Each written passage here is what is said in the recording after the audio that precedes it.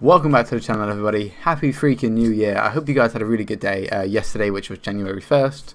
I hope you done lots of cool things, started off the new year on a good foot. But today, we're going to be talking about a bunch of products to avoid selling on Amazon if you are a beginner. So I say a beginner on purpose because if you're an advanced seller, then you can absolutely sell these products. And you can sell them as a beginner. It's just they're slightly more complicated to get approved, and there are problems with these products that are just a bit more confusing and headache inducing. So if you're a beginner, then just these are the products just to stay away from until you learn FBA a bit more, and then you can ease yourself into these products. So stay tuned and we're going to get to it now.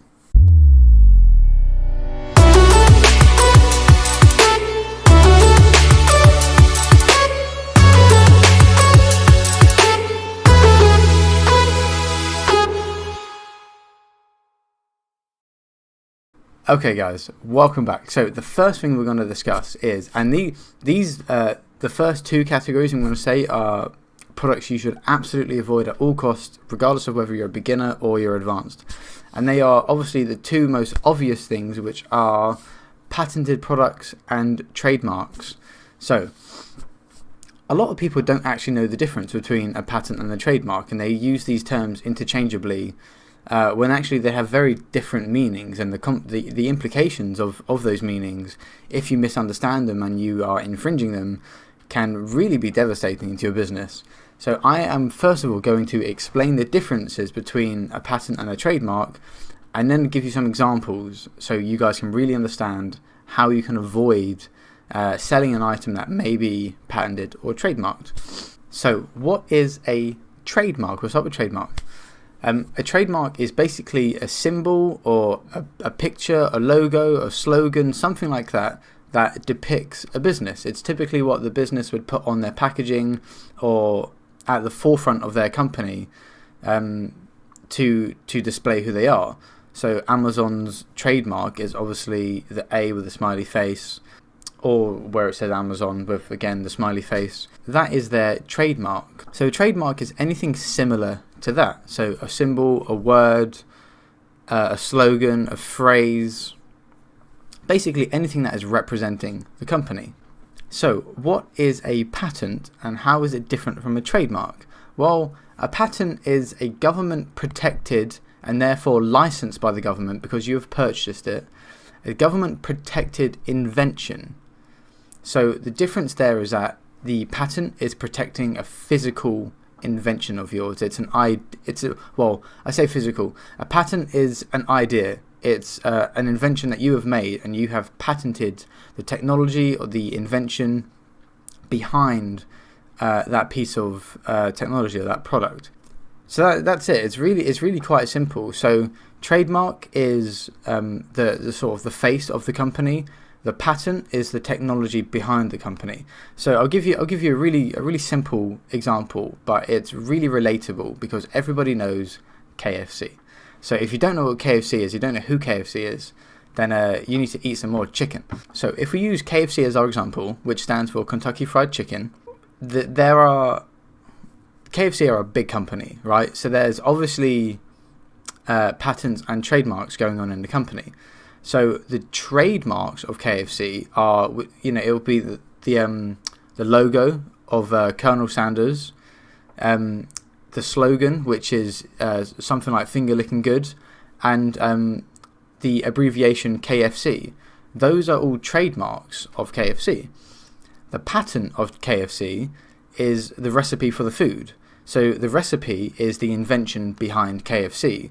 The trademarks are the front of the business, the things that you associate with KFC. So like I said, the picture of Colonel Sanders, the slogan, finger licking good, and the abbreviation of the company, KFC. So that's a really digestible and really easy to understand differentiation between trademarks and patents. So that was my point number one. Avoid products that are patented or trademarked, because if you buy a product that is owned through government license, i.e. a patent, or you are infringing a trademark, it basically means you are illegally selling that product. Even though you have legally purchased it from Alibaba or wherever it may be, you are illegally selling it if you are infringing a trademark or a patent, and that means you can either be sued if you continue to sell your product, or Amazon will just remove your product if they receive an email from the person that has the registered patent. So you will either be sued or your listing will be shut down. It's that simple. So avoid at all costs patents and trademarks. And I will do a separate video on how to find whether or not if a product that you're looking at is has a patent or is trademarked. So don't worry if you're still feeling a bit lost. But product number 2 to avoid. This is quite a big one as well, and it's lithium-ion batteries. Now, there are a few videos on YouTube that tell people to avoid lithium-ion batteries, but they don't really tell you why. And a few people say, yeah, well, they're sort of dangerous. And yes, that's true. And that is a large part of why you should avoid them. So basically, lithium-ion batteries are considered dangerous goods, which means there are 3 stages in which something can go wrong when you are considering your lithium-ion battery product. And that is in transit, in storage, or while it's being handled. So at any of those points, something could happen to your lithium-ion battery product, and they're basically prone to blowing up. So it's pretty serious, isn't it? So that's problem number 1, is that they are considered a highly dangerous product. It's actually on category 9 off the top of my head. Amazon have 9 categories in which they consider dangerous goods. Lithium-ion batteries is category 9. Not that that means anything to you specifically, but you are allowed to sell it, but it is considered a dangerous good. Point number 2 in why lithium-ion batteries aren't a good investment is their scalability issues with it. What I mean by that is there are different power potentials with lithium-ion batteries. So the first sort of wattage is 0 to 100. The second is 101 to 300 watts, and the third is anything over 301. Now, the thing about categorizing the power is that different countries regulate the use and the selling of lithium-ion batteries if they exceed a certain power limit.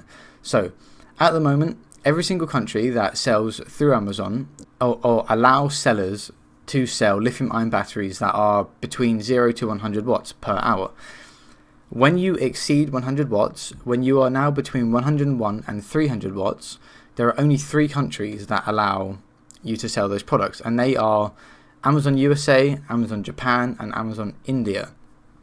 Now, when you exceed 300 and you're now in the 301 and above bracket, that list has narrowed down even more, and USA no longer sell them. So the biggest marketplace in the world on Amazon no longer supports 301 or higher, which basically means if you are scaling a business around lithium-ion batteries, you need to be selling in either Japan or India, because your chances of scalability are severely hindered by the fact that you can't build more powerful products.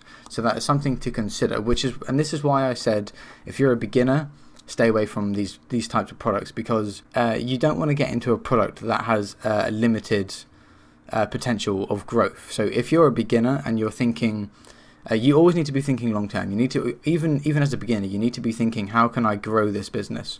So to me, it seems stupid to get into a product or to get into a niche where there's limited scalability options because of such severe regulations. So that's just something to consider. Product number 3 that I would avoid selling as a beginner is breakable products. And the reason why I say beginners is because if you're a beginner, the chances are your startup capital is probably minimal compared to more advanced sellers. So breakable products are absolutely viable, and I know loads of people that sell them, and they make a lot of money from selling breakable products. However, as a beginner, breakable products encourage you to spend more money on inspection, marine insurance, all of these little nuances that you can avoid if you weren't selling these products. So if you're a beginner, I personally would stay away from something that's easily breakable. And if you want to test this out, Amazon have the drop test. So if you can package your product and you can drop it from head height in your packaging and it doesn't smash, then it's good to go. It's not considered a fragile product. But basically, if you're selling things like glasses or cups or cutlery, tableware, stuff like that, that could smash, ceramic, anything that can smash quite easily. If you're a beginner, just avoid it, because again, you're working towards an unnecessary headache that's avoidable if you just focus on something else. But the more advanced you get and the more capital you have, the less of a worry that is. So product number 4 is seasonal products. So these are things like in the summer, sunglasses, swimwear, barbecue gloves, skewers, or in the winter, things like heavy duty gloves, snow boots, anything that is seasonal, anything that has an obvious seasonal effect, or like Christmas things. Or if you're looking at selling in the summer, obviously don't go buying Christmas decorations. Basically use your brain, and I mean you can verify seasonal findings on just Google Trends or Camel. The reason why seasonal items are so bad is that there will be a huge influx in sales for maybe 2 months, but then the 10 months following those 2 months are dead. So you've effectively got a product that will sell quite well for a very short period of time, and then it will just drop. It's like fidget spinners, the classic example. They came in really, really hot. If you look at Google Trends for fidget spinners, they didn't exist. So the line is here, or we could put it on there. They didn't exist. Suddenly it went like this, and then it dropped down again, and then now they don't. It's as if they don't exist again. There's almost no sales for them. So items like that, fads. So that would be another one, I guess.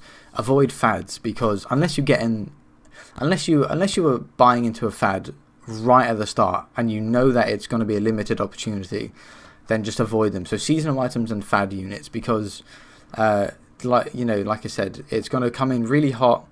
It's going to spike really high, but it's going to die out just as quickly as it went into fashion, and then you're not going to make any sales on it. So product number 5 I would avoid is electronic goods, and the reason being is the return rate is significantly higher on electrical goods than it is on other consumable items. If you buy from Amazon Pantry, you eat the food, you order some more.